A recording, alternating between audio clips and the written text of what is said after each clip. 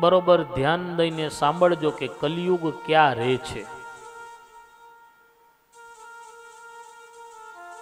4 યુગમાં ગમે તે યુગનો પ્રભાવ વર્તી શકે છે।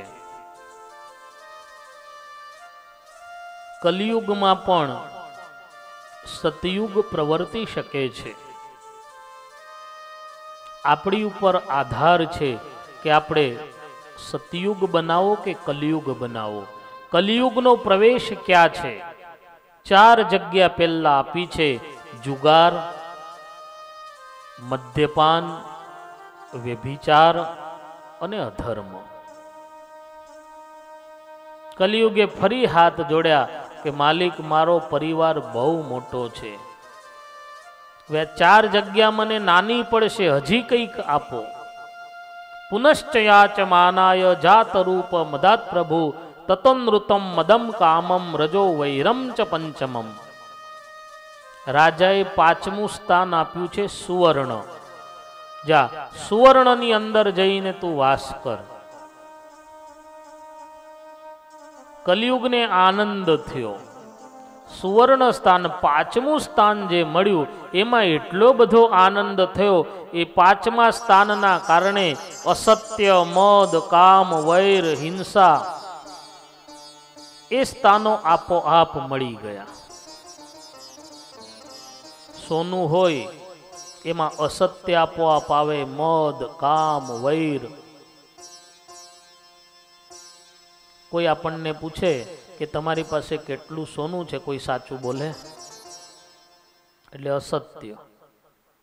અને આમ સાચું બોલવા જેવું બી નથી, સાચું બોલો તોય ઉપાધિ।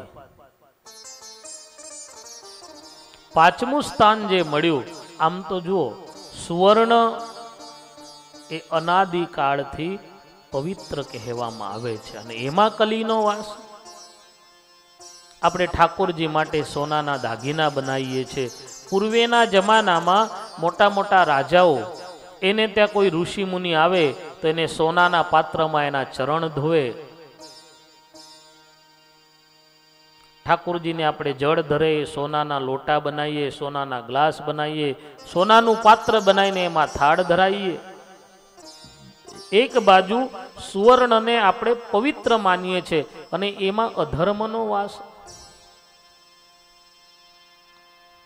પરીક્ષિત રાજાએ બહુ સમજી અને 5મું સ્થાન આપ્યું છે, પણ કલિયુગ બી એવો પાક્કો છે, કલિયુગે મનમાં ગાંઠ મારી કે પરીક્ષિત તે બહુ મોટી ભૂલ કરી, મને જે તે 5મું સ્થાન આપ્યું ને, સમય આવા દે તને પણ નહીં છોડું। આ 5મું જે સ્થાન આપ્યું છે એના જ માધ્યમથી તારામાં પ્રવેશ કરીશ। દરેક સુવર્ણમાં કલીનો વાસ નથી। જે ઘરમાં અનીતિનું, અન્યાયનું દ્રવ્ય, ત્યાં જ કલિયુગનો વાસ હોય છે। જે ઠેકાણે ધર્મ, ન્યાય અને નીતિથી કમાવામાં આવે છે, ત્યાં કલિયુગનો વાસ નથી હોતો।